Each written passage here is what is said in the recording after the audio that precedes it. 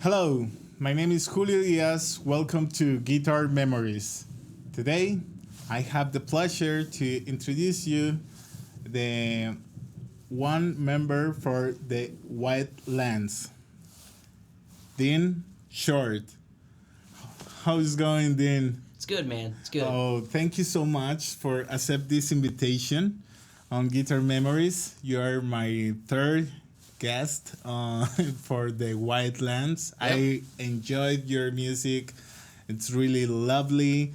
I really loved how you create because you are three composers and you mix together and the ideas, the atmosphere you create with the instruments and the voices are really cool. Yeah. And I'm excited to hear your story right now. And okay, can you talk a little bit about yourself, please? Well, it's I design swimming pools for a living, and it's like you got that balance of life. What do you do to pay the bills, and then what do you do for your passion? And it's like I have a wife and two daughters. I have a almost 20 and 17 next month. So yeah, I'll have almost two adults and other adults in my house too. But outside of designing swimming pools for my career and then raising my family, I play guitar for the Wildlands, and I guess you would say I'm the lead rhythm player. So Okay, thank you so much, Vin. Well, how you start to play guitar was because your parents, your friends, or something like that. so that's kind of interesting. So I have a brother. He and I are very close in age. We're what you would consider Irish twins. So we're only 11 months apart. And he and I were in the same grade from third grade on up until we were in high school together. And he got into rock and roll before I did. And he borrowed a guitar from a friend of ours. And we laugh about this. I know it sounds harsh, but it's actually kind of funny. I was in junior high band. I played French horn and baritone from sixth grade to eighth grade. But he had this guitar, and I was like, man, I'd really like to learn how to play. And I picked it up one day, and I was playing it, and he came in, and he was like, put my guitar down. And I was like, why? And he's like, I don't want you playing guitar like me. And I was like, oh, okay. Trust me, it gets way better than he's an awesome dude. But this when we were like kids. I was probably I think like 14 years old, and he was like, no, put it down. And I was like, fine. So I put it down, and as I was putting it on the guitar stand, I whispered, but I said it loud enough for him to hear it. And I was like, one day I'm gonna be a better guitar player than you. Wow.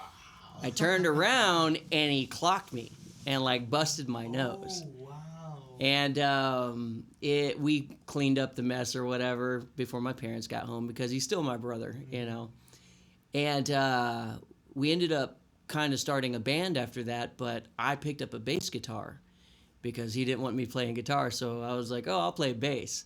And that band didn't go anywhere or whatever. And he still plays to this day, but his love of boxing grew more, and his love of guitar playing kind of just faded in the background. He's actually a really good picker, but we laughed today because he's like, dang it, you are better than me. So yeah, that's really how it got in there. It was more of a like, I'm gonna be better than you, and it changed over time. It was not so much revenge or anything like that. It was more just the fact that I loved to play music, and so yeah. Oh wow! But when you were kids, you took lessons with a teacher or something like With that. guitar? Mm-hmm. No. No, and how you learn? It was all so I learned French horn and baritone for a few years, and that gave me the knowledge of like music a little bit. To this day, people are like, "Can you read music?" I'm like, No, I mean I can see like your chords, C, G's, and C7s, things like that. I can see those and play them. But when we were kids, we just picked it up and we had tablature out of Hit Parade magazines and all these guitar magazines. So we kind of learned it from just reading tab. And but I was something that has helped me is I feel like I've always had just a really good ear for music. I wouldn't say that I was like this perfect pitch, but I have a really good ability to hear notes and copycat it. And how I started to really play and realize that I could hear and see versus reading is Top Gun theme song.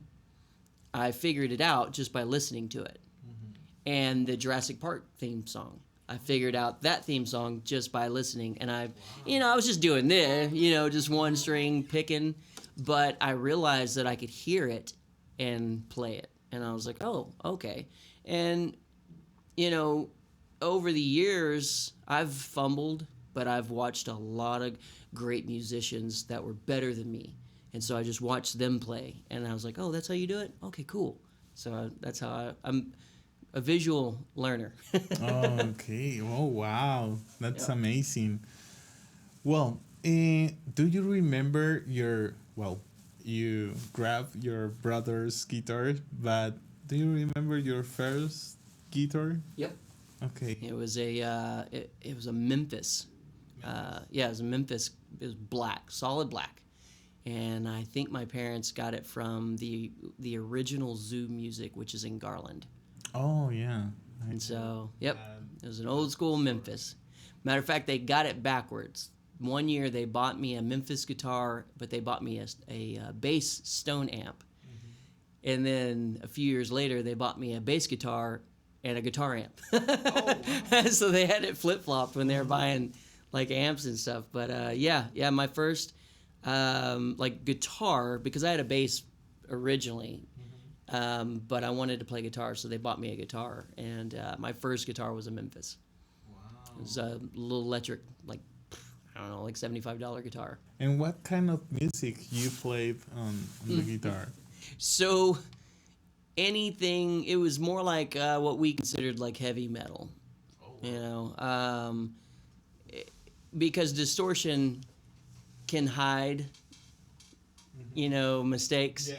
So I was drawn to that. I'm not I am not your guitarist that spent hours making things sound clear. That came over time playing in. I'll tell you a little bit about praise team at my church. I played in that for like 20 years. But before that, I was playing like Pantera was like our favorite band, and Metallica, and I didn't really ever play their stuff because it took me a long time to really even try to do covers. I just made up my own stuff, and so I've made up my own stuff since I was like probably about 16, 17. Oh, wow. Yeah. That's really, really cool. Well, and when you was on your house and playing guitar, what age you had when you said, okay, my skills are really good, I will research for some people to jam? Oh, okay. So I had met my best friend, Jeremy Pierce. We met our first day of our sophomore year, and he introduced me to a guy named Josh. And my buddy Josh and Jeremy, we started hanging out together, and we were at a park, and I played bass, Jeremy played bass, and Josh played guitar at the time. And I was like, well, I'm going to start playing guitar. Jeremy, you stay on bass. We just had this discussion at a park, and I was like, let's start a band. I didn't do any research. I was just hanging out with dudes that I knew that, they just happened to play. And none of us were good at all. But that was the beauty of it. You find enough musicians that are about the same level, and you just hopefully grow together. And so I picked up a guitar, started playing more. Um, my buddy Jeremy played bass, and then Josh moved over to drums because we couldn't find a drummer. So it was mostly out of necessity. So like he had two bass players and a guitar player, and the guitarist wasn't that good on guitar, so he moved over to drums, and he's a phenomenal drummer. He is now. Like even then, he had the ability to separate all of his limbs. And then Jeremy, like that guy, definitely should have been the bass player. So he picked up bass and started running with it. And then I picked up a guitar, and then we found a singer and another guitarist. And my first band was called Unstained, before Stained came out. Oh. Yeah, before they were popular, we had a band called Unstained. We considered ourselves a Christian heavy metal band. And everybody's like, that's an oxymoron. I was like, no, it's not. We're a bunch of dudes who love Jesus but love music too. So, but yeah, that was how my first band came together. Oh, that's really, really cool. Well, can we talk about your pretty guitar right now? Sure. Yeah. Okay, it's a Gretsch. It's a Gretsch Electromatic. It's a hollow body. So there's pluses and minuses to it. Well, why did you decide to get it's a semi-hollow or it's a... Oh, it's hollow. It's from what I can tell, it's hollow all the way through. Yeah, this thing's like hollow all the way up to here, and all the way around here. Why you decide to get that kind of sound for your projects, or just the shape, or... So, I'm an aesthetic guy. Like I like the way things look. So I might pick it before I hear how it sounds. I might pick it at first because of how it looks. So I played before I started playing with Brian and Emily. Matter of fact, Brian and I have been playing for since 2012. I played acoustic guitar and fumbled through that, but I played it for for years at my church. And I told my wife, I was like, hey, I really would like to, maybe start playing with a band again. And I was like, but if I'm going to do that, I'm going to have to go buy a guitar. And we happened to be playing at a show, and I had a different guitar than this. It was a solid body PV Predator. It was like a 7-string solid body PV Predator. And it was good. I liked the neck. It was big. You could play it. You could do metal. You could do funk on it. It was a pretty good transitional guitar. But I was an acoustic player. I wasn't really an electric guitar player because I never really was that good at it anyway. But I wanted something to transition from, to go from playing acoustic into rock and roll. And how do you do that? Well, this guitar actually is a really good transition guitar.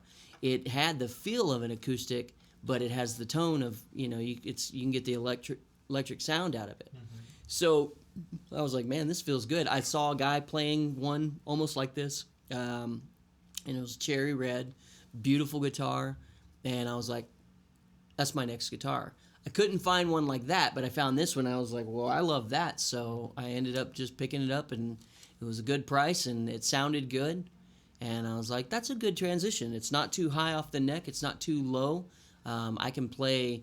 I jam rock. I can jam if I have a heavy enough pedal. Sometimes I can play some metal still, but I can play clean tone. I can play funk on it. So, yeah, it's just a really cool like transition guitar from acoustic to electric without doing that extreme jump. Without going to like a Jackson Warrior or a Jackson Kelly or something like that. Which is, by the way. Definitely some of my favorite guitars.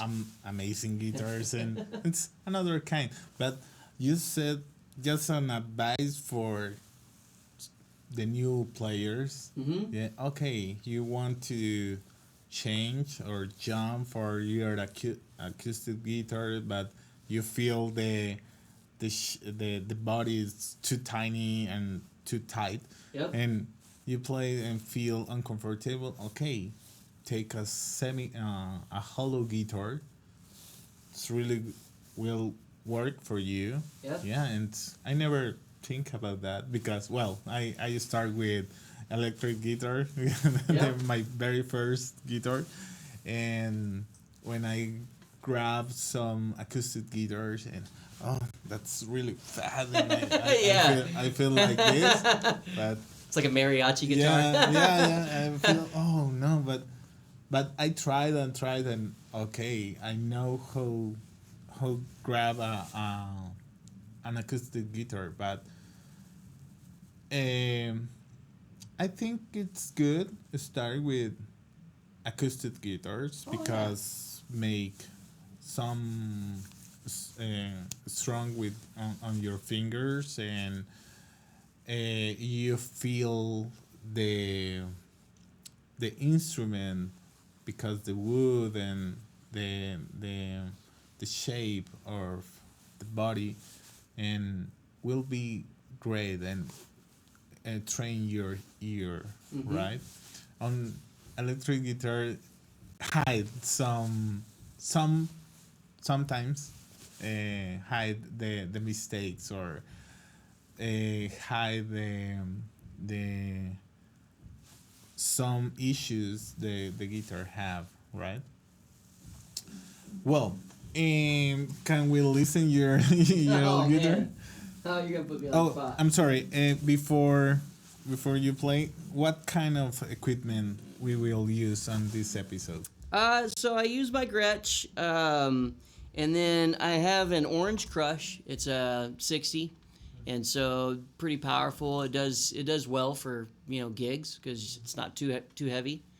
I have bigger half stacks that are up in storage that I just don't care to push around anymore.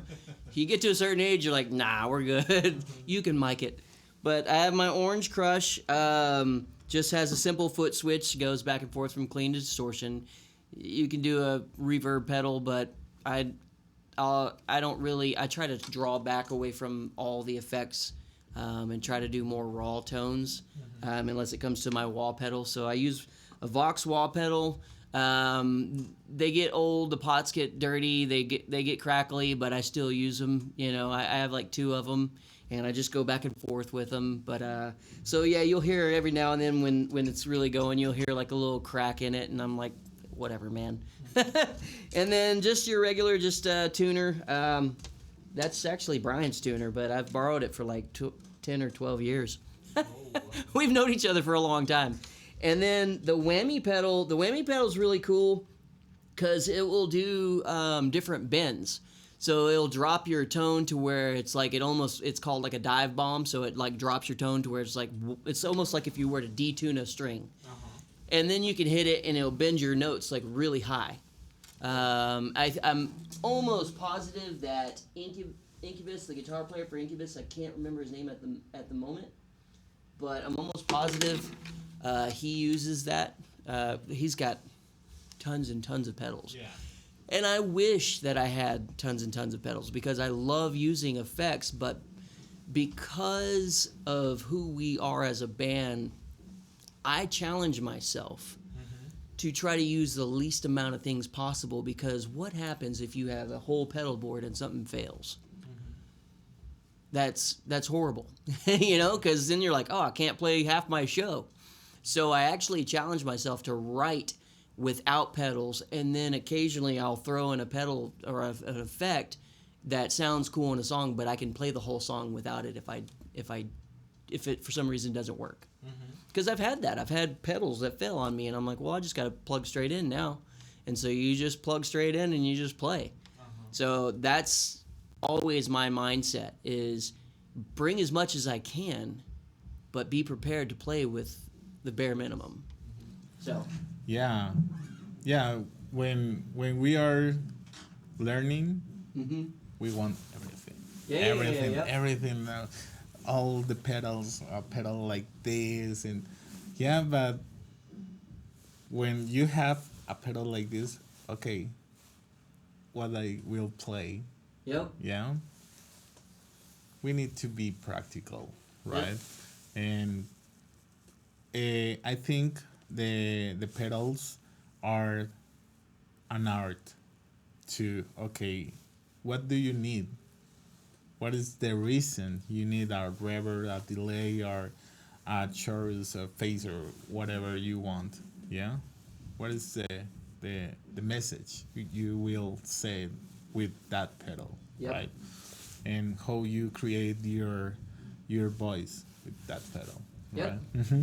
Yeah. Okay, let's So, do it. so like normally, like if I'm just doing like clean tones, you and I were talking earlier about like funk. And first of all, I told you like everything that I play, it's all surface level, meaning I don't dive too into the technical part of it. I play as simple as I can actually because I like to move on stage. So if I'm caught up too much in these technical licks and stuff, well, I'm actually lazy. But like funk's, just your generic funk for me is pretty fun. So like we have a song that's like a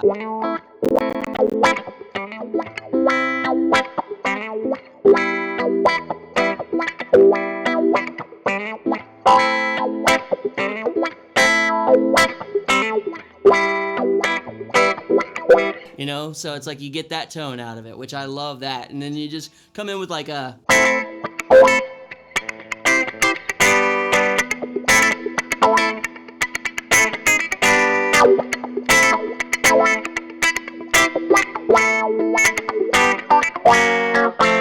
something like that, it's like but I love that tone.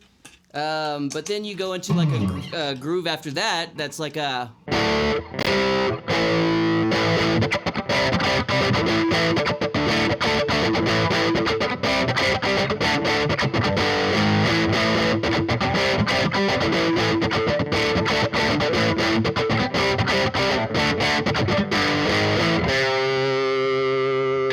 so it's like you get to mix those two things up. So you hit that funk and then you hit one of my favorite bands was a couple of, actually the whole band was friends of mine, but they were a band called Monk, and it was metal funk. Long time ago. And so yeah, they inspire me whenever I'm like just remembering how they played. They put funk and metal together. And so yeah, that's the Vox wah pedal and my just normal, just regular, just distortion, which is, it's got a good tone, so you're like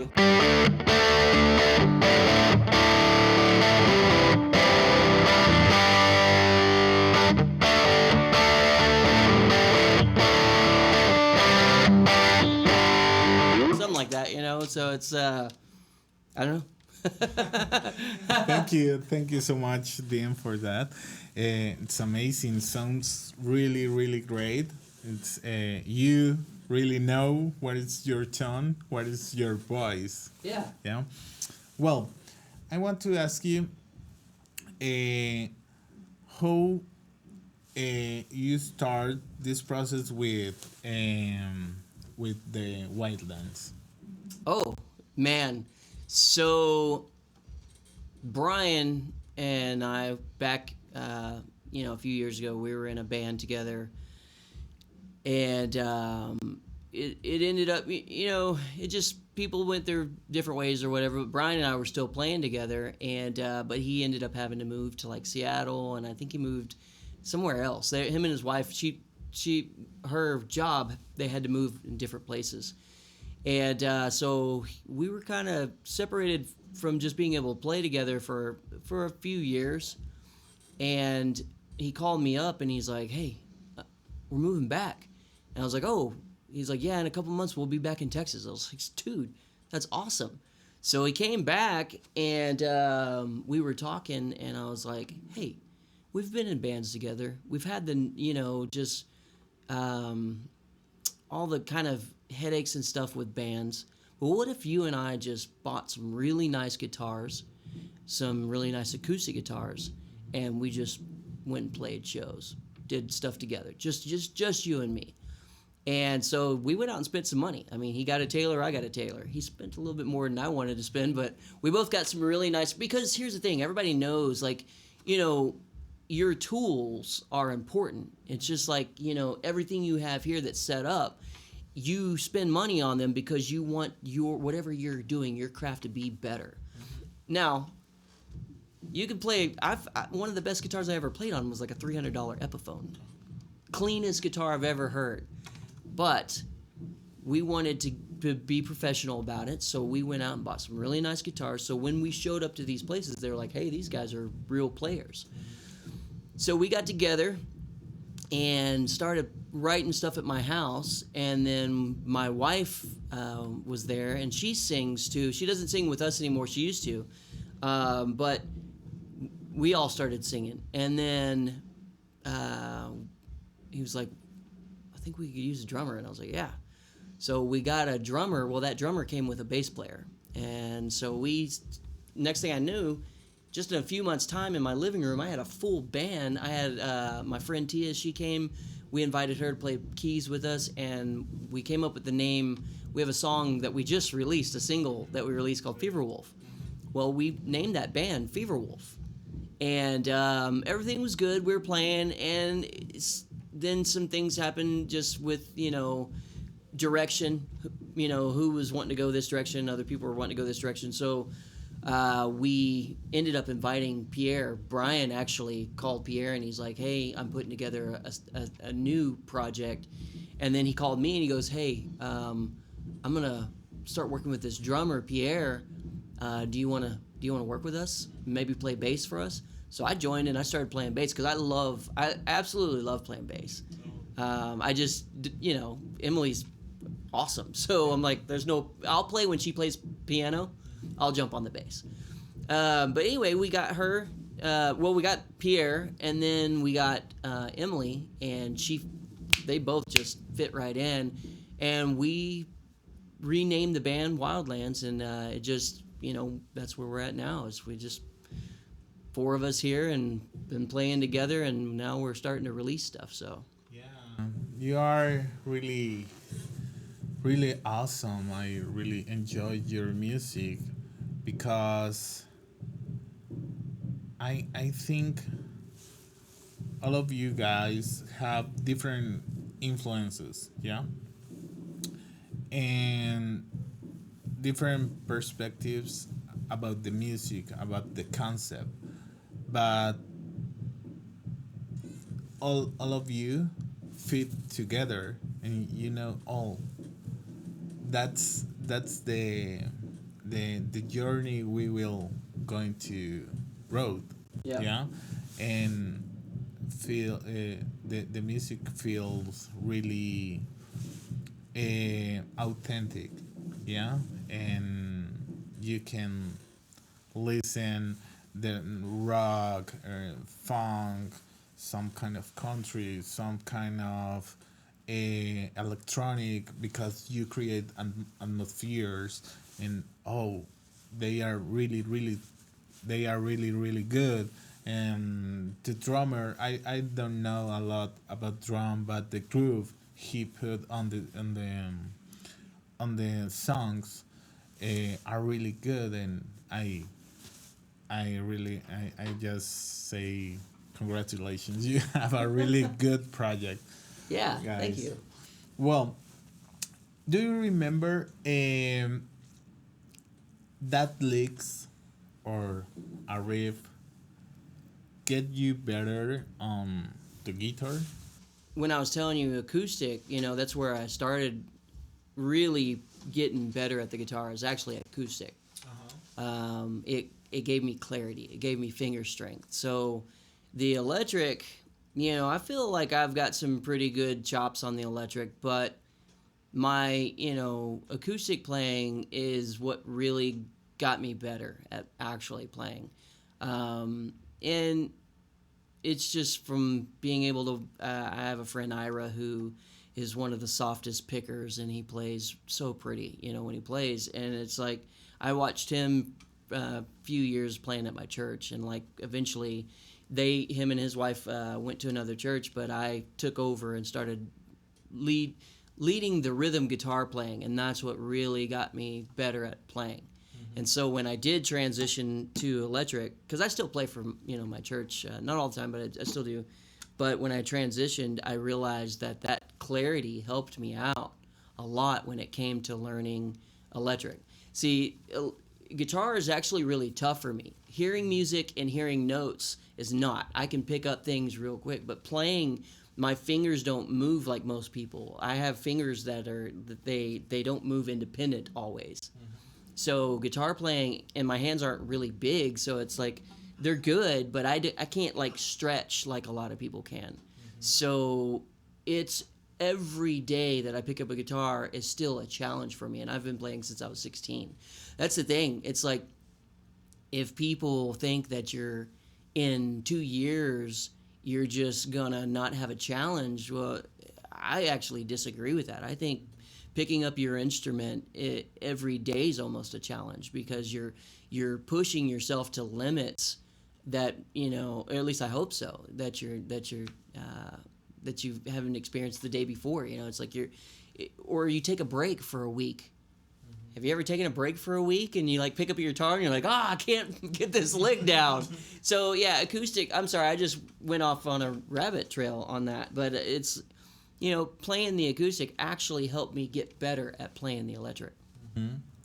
Thank you so much, Tim, about that. Well, can we switch the guitar right now? Okay. Yeah, I don't know that we need to. I mean, I have an amp for it, but we don't. We'll probably just play it clean tone. It'll pick it up. Okay, then, can you talk about your pretty guitar right now? So this is my Taylor. She is my first, I guess you'd say the first guitar that I spent quite a bit of money on so that I can sound better. So I think it's Kona. I think that's what this is called. Like I said, I don't really know like it's like a 324 or something like that, but I don't know. It doesn't have a name at the moment. I've got Cassandra back there from Wayne's World. That's not the exact guitar from Wayne's World, but I named it Cassandra from Wayne's World. And then this one's Mona. And then I have it's going to sound arrogant, but I gave it to my brother, the one who busted my nose. I have a Dean guitar with my actual name on it because that's a brand. Yeah. But I gave it to him, and its name is Sunny Lou. So I've got to name this one. But she's, I use her anywhere, everywhere. I use her at my church. We go do open mic nights. I play, at the house. And so, yeah, this is my baby. This one. Okay, can we listen? Yeah. So, I like just doing simple picking, things like that. But if you really get into it, so Mumford & Sons is like one of my favorite bands. Now, I don't play a lot of Mumford & Sons, but I like the strum pattern. So it's like a...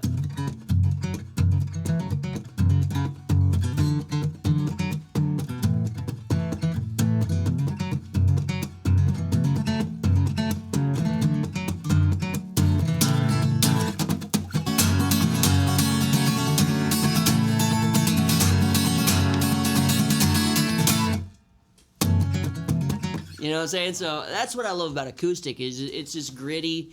It gets you. I like that. Imagine yourself on a motorcycle, just riding down a highway with mountains on one side and a beach on the other, and you just hear like if you're just it's like a.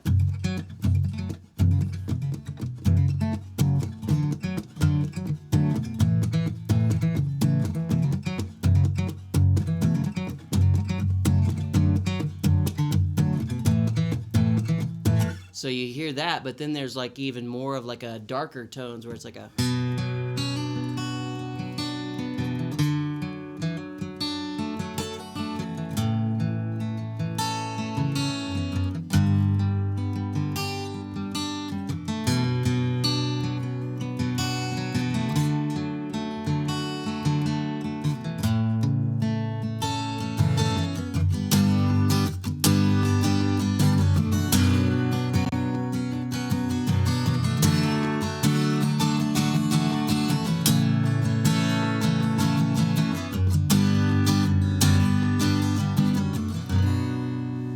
So it's like you can set acoustic guitars, they set a tone, a scene from a movie. So like I like to think about when I'm writing, I like to think about what picture am I painting. So I'm not a lyricist. I can write lyrics, and I have before, but when I write, I'm writing to paint a picture. So it's like if you think about yourself right now, and this is just standing in a desert, and you got a poncho on, but you got a big old gun underneath, but it's like, some Quentin Tarantino stuff, but it's like you start out minor chords.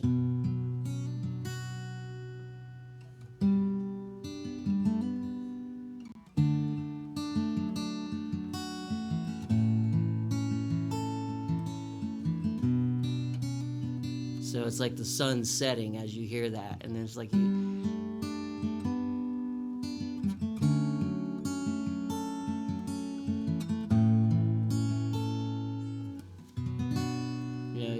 you gotta paint a picture, and that's what acoustic guitars do for me. They paint a picture. Oh, thank you so much, Dean, about that. It's an interesting point of view of how create songs. Just start to imagine some pictures on your head, and okay, how I will traduce that kind of sensation and images for music, for sound. Yeah. Thank you so much about that. Well, Dean, how you balance your career like musician with your personal life, with your wife, daughters, and a businessman? You allow yourself to not be wrapped up in the work. So my brother, actually, the same guy. Wait, let's not remember him as the guy who busted my nose. He's Alton. We call him Big Al. I call him Altonius Maximus because he's just a big dude and he reminds me of the Gladiator. But he told me a phrase one time. Because I used to just consume myself with work, and I would get stressed out because I was like, I want to spend time with my family. I love hanging out with my wife and kids. I also love playing as well. And he's like, Dean, the work will be there tomorrow. And it's true. It will be there tomorrow. It's like there's all these deadlines and stuff. So I just made time. And I told myself, when I go home, the phone flips over. I go home and I spend time with my wife. But my wife and kids also know that this is something that I love to do. And actually, so they know that, okay, Mondays and Thursdays, that's your normal practice day. Okay, I started taking guitar lessons because even at 46, I want to get better. And so I started taking guitar lessons. So at the moment, I paused it for a little bit, but that's done on a certain night. And then when we have shows, all I do is I've got a really cool wife, so I just let her know, hey, we're playing Friday night or Saturday night. And she also used to play with us, so she's very aware of like how active we are as a band. And so that balance is like I choose to make the time for the things that I love to do. And so with work's work. I go do it and I get it done, and some days better than others. That's another thing. Today may not be as productive as tomorrow, but be okay with that. Same thing with music. Today we may get in here and practice and it's not as productive as, say, like, another day. Be okay with that. A show may not go as well as, say, a show before. Be okay with that. So the older I've gotten, the better I've been able to just balance my time, because even though we're in here, we come in here and we're like, all right, we're going to start around 5:30 and we're going to goal is 8 for cutoff. So no matter what we are doing, we're just making sure, cut it off here, we'll come back and we'll see you on Thursday, and we'll keep going. We'll keep working. So really it's just saying yes to the things you love and saying no to all the chaos. Maybe not for everybody, but that's for me. Yeah, it's really all the sense. Yeah, you need to enjoy it and don't be frustrated if just one day you don't accomplish or you are not successful with all the goals you have for this day on job, with your family, with your band, with your practice, because you have another day. Well, Just yes, yes, hopefully. probably, but enjoy the process. Enjoy because we change like an artist, like a guitarist, like husband, daughter, husband, father, whatever you want. Yes, but keep doing the stuff you love. Yeah. Yeah, and spend time with your family, spend time with your passion, and spend time on work. Yeah. And Yeah. hopefully one day, your passion, if you really wanted it to, hopefully it can transition into your work. You know. Yeah. Yeah. I hope too. Yeah. You call me, hey Julia, I'm leaving for my band, and Going on tour, man. yeah, we are touring. See you soon because you're here in Dallas and we are touring through the world. Yeah. Well, you just said you start lessons Yeah. after a long time. Mm-hmm. Yeah. I want to ask you because maybe some subscribers or some viewers they are really they are in this position right now. Okay, I have some age for some years and Yeah. I'm getting old, but I don't think it's time to get lessons, but I want to play guitar. And they start maybe with YouTube because we have a lot information on YouTube. But you need a teacher next to you. Explain, okay, that technique. How was this process for you? It's tough, because you're, especially if you're, so depends. If you're new, first of all, I don't care how old you are. I used to think that being a musician and being in a band and playing big stages was just for 20-year-olds. It was just for young people. But watching all your older bands start reviving and start playing on stage again and touring again is inspiring. And so I got inspired by that. And so I started taking lessons because I not only learned I wanted to learn, to be better at rhythms, but I also wanted to learn how to be better at leads. And so for somebody who feels that maybe they're too old, if you have the ability to still move your fingers, you're not too old. And it's just to me, it can be a pride thing, Forget that. You find the right teacher, you find the right person with the right kind of patience with you, and there's going to be moments that are going to be great, but there's going to be a lot of moments that are going to be tough because you're having to learn things or relearn things. For some of us, like me, I'm having to trash some of my older techniques to get better at the newer ones because how I play a lead it's not necessarily the wrong way of playing it. It's just better if I do it this way, and it sounds prettier and cleaner. So I think lessons, whether you're 12 years old or if you're 55, I think that they can help you out and give you that confidence. That's one thing about playing. Like when I play live, I make mistakes all the time. I just made like 4 or 5 mistakes while playing. That's okay though. Just it's the confidence, the ability. No, okay, I messed that up, but keep going.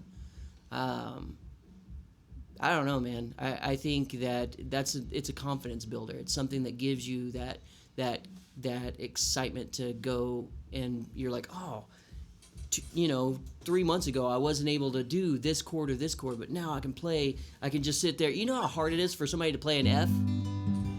That's like one of the hardest notes for people to play is an F. And they Yeah. love the guitar. Yeah, when they're like, play- forget this, oh, man. shit.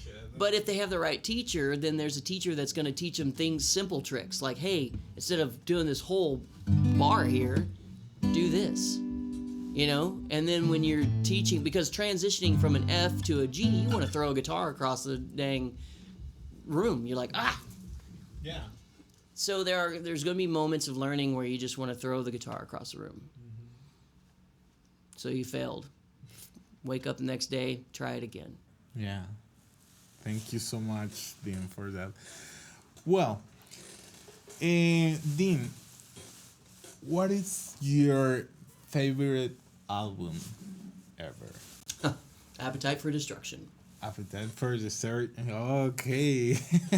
Wow, you just bull eye. Yep. Yeah. Yep. Oh, that's really cool album. It's a lot about guitar. Well, you know. And what album do you recommend for guitarists? Oh, man.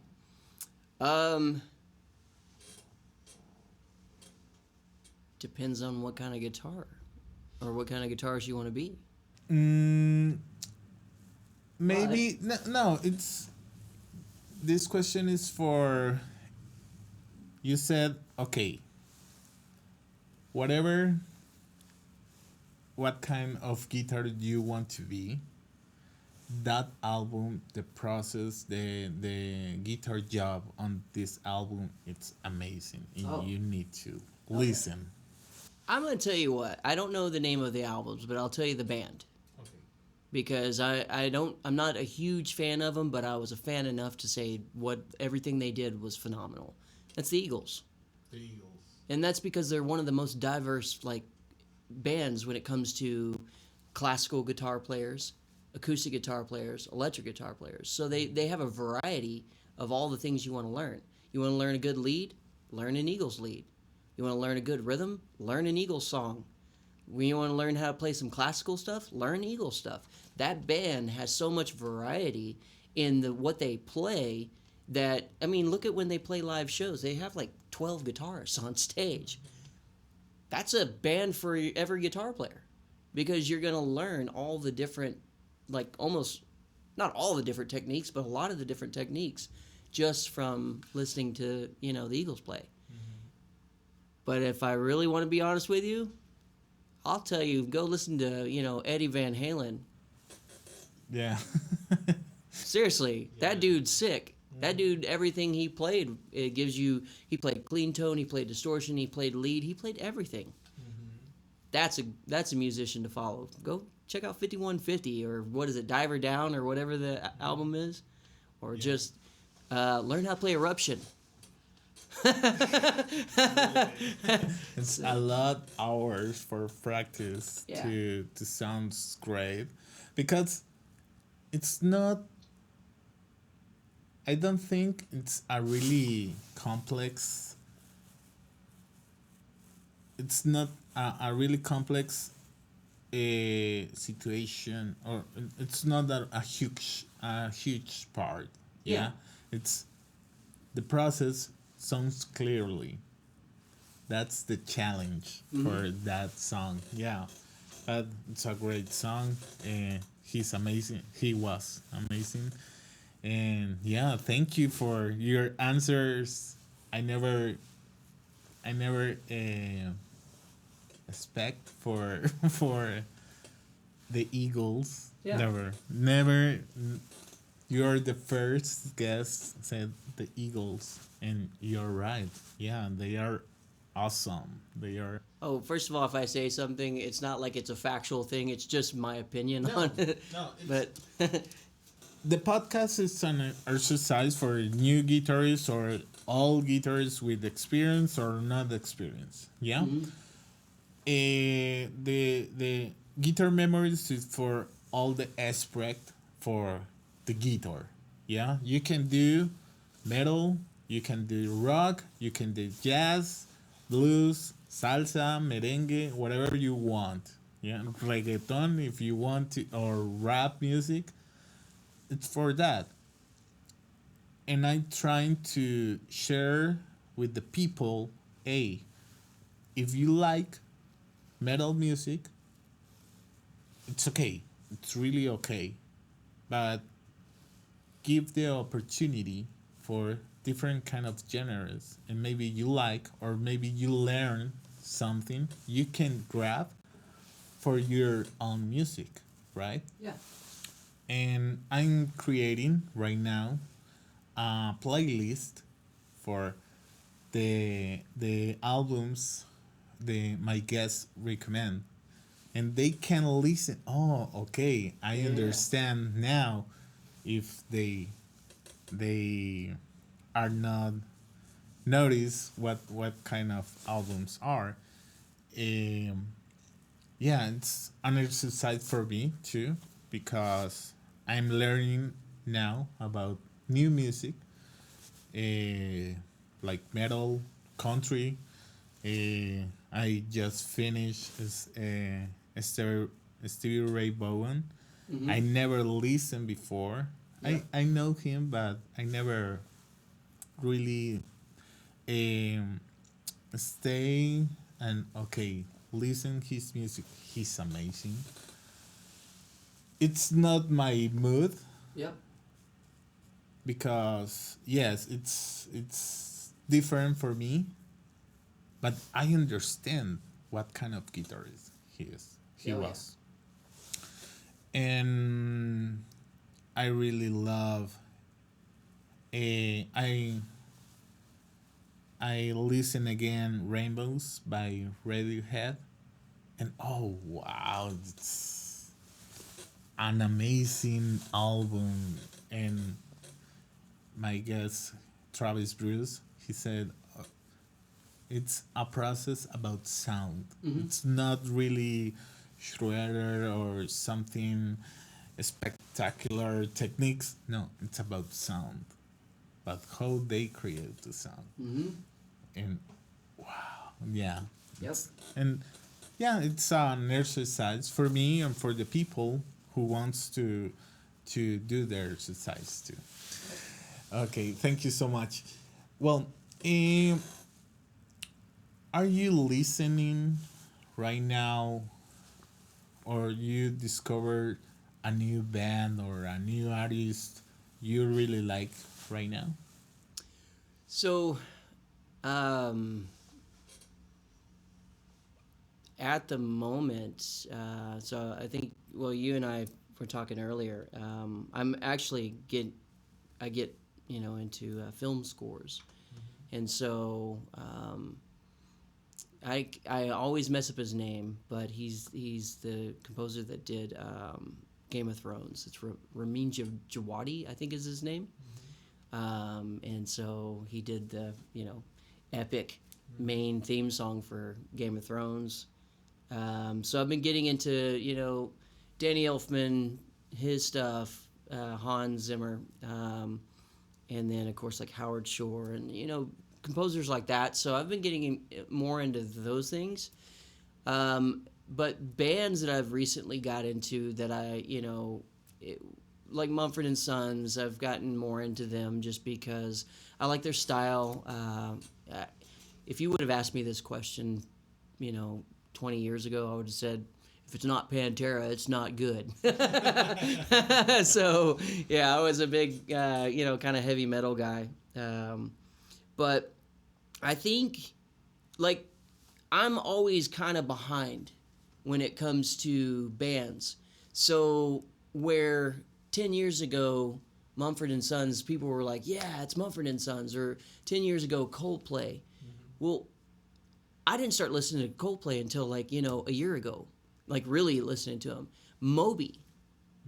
Okay, so one of my favorite movies is Gone in 60 Seconds, and the very beginning song, I can't remember the actual name of it. It's dope. It's like swing belly up, swing belly down, and it's like the movement of the music is going along with the camera. And the camera, I don't know who directed the film, but he made it to where it would like land on something and then it would like move quickly, and it was just the combination of film effect and combination of that song, and I didn't realize it was Moby, and I was like, this is Moby.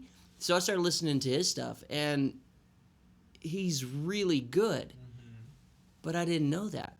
I didn't get into that stuff until like, just this last like year and a half.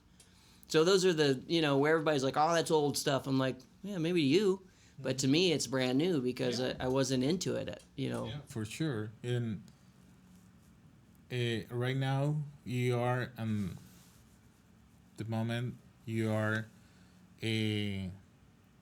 getting more information about music, no matter what kind of music. And yeah, I was like you 25 years ago, and I said, hey, heavy metal and Nothing else. nothing else. I want no death metal, they are bad, and pop music now, and reggaeton now. I don't want just heavy metal. And after that, when I start to my college, and I start to study music, I just I will listen whatever my teachers are talking about, and classic music, and jazz music and blues music. And when I start to study sound engineer, I get deeply on electronic music. And just spend, and I listening the biggest albums ever, like Thriller, like Dark Side of the Moon, or Revolver, or how they produce all that albums to I'm listening and listening, and try to understand my studies with why that albums are, the music are really good, but the process. And the Black Album was a sounds really huge. It's not my favorite album because of it, but the production, it's really great. Like Use Your Illusion sounds really different, like Appetite from Destruction. And or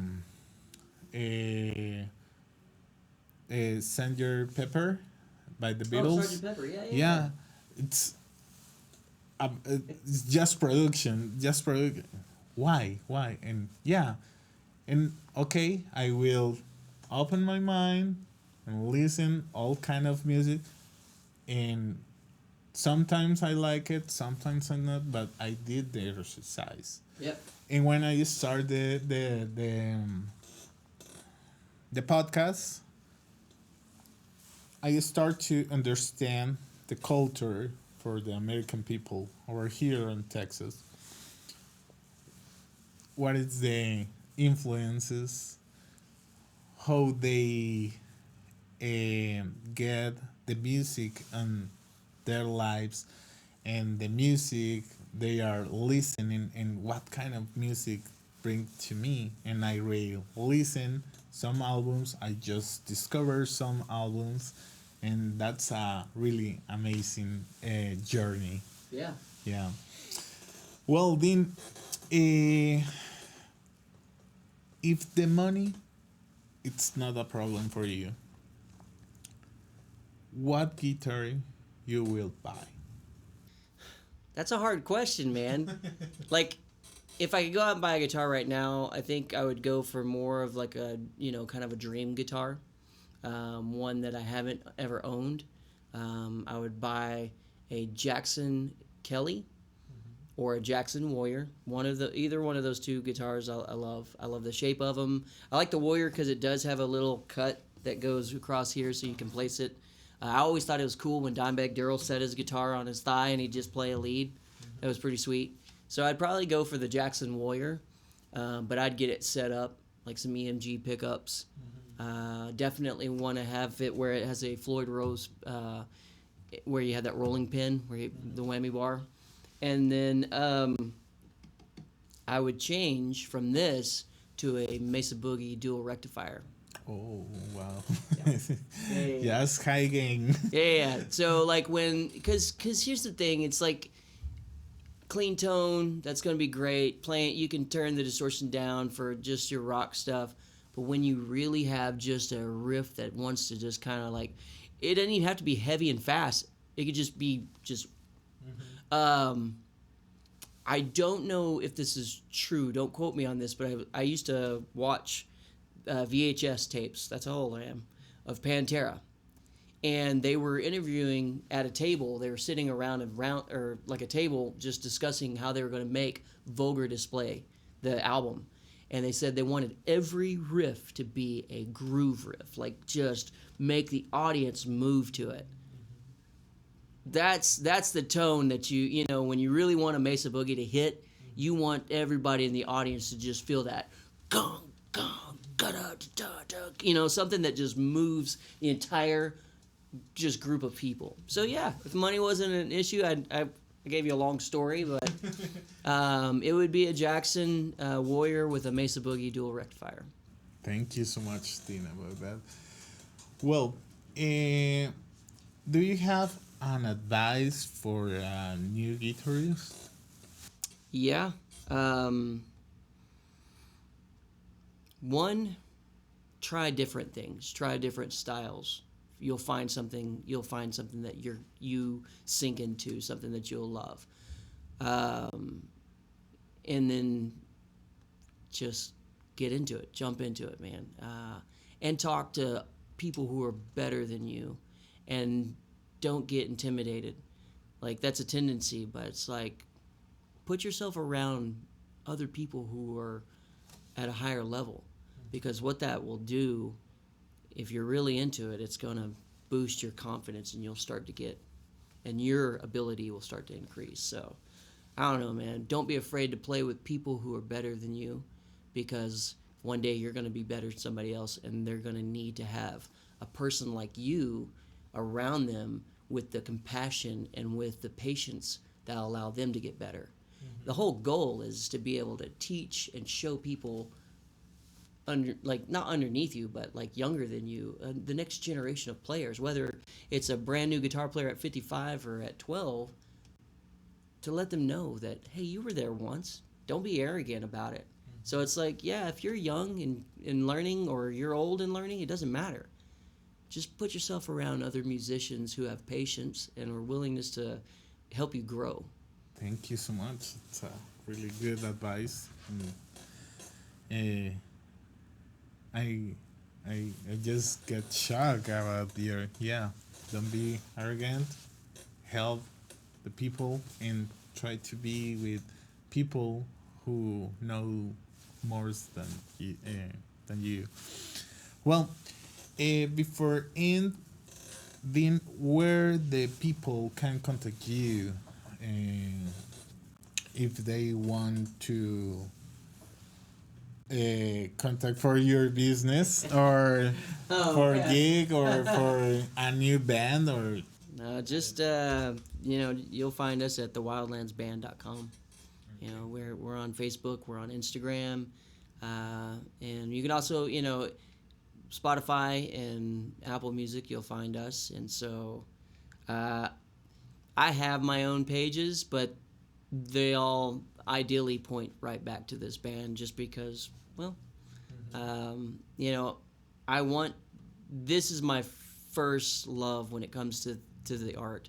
I have a really cool name, but I don't know if I can use it for my independent artist name, because it's Smokey Lonesome. That's I'm an ASCAP member, and so that's what I went as an independent artist, is Smokey Lonesome. But I haven't started any pages yet, because I don't want to get sued by the writers of Fried Green Tomatoes, because that's where that name came from. But that's how you find me, thewildlandsband.com. Dean, thank you so much. I really enjoyed talking with you about guitars. I really love the way you play the guitars, the way you tell the stories, the way you said your brother, but he's a really good guy. You are, Yes. but when you talk about that story, yeah, was terrible on that moment, but you have your love with your brother. It's the same with my brother. I have some memories with him, and but we laugh right now about that kind of moment. And he said to you, "Oh, you're better guitarist than me." Yep. Yeah. Well, thank you so much for accept this invitation on Guitar Memories. I really appreciate the time with you, and I hope see you soon on the stage and enjoy your music. 100%, man. Appreciate it, Julio. Much appreciated. Okay. Well, thank you guys to being here and Guitar Memories. I'm Julio Diaz, Dean Short, and just keep playing. See you on the next episode with another guitarist. And remember to subscribe, support the bands, and just keep playing. Bye.